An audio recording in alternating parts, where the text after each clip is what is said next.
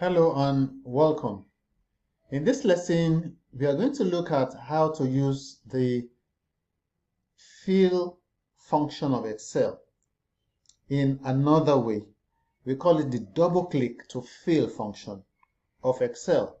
Now here is the example that we're going to use. This is the name of people. You know, the Caterpillar has 30 red balls and 35 blue balls. And we are going to calculate the total number of balls that each of these individuals have using the double click to fill function of Excel.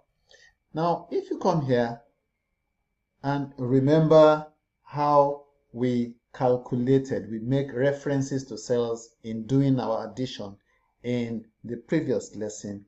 We said we hit the equal sign and then select red ball plus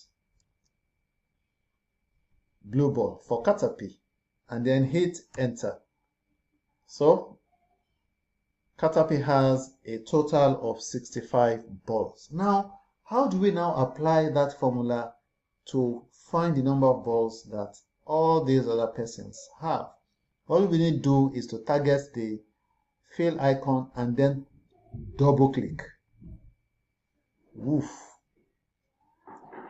That's the addition of all the balls for all these people have been done within 1 second. And that is the power of Excel. I will see you in the next lesson.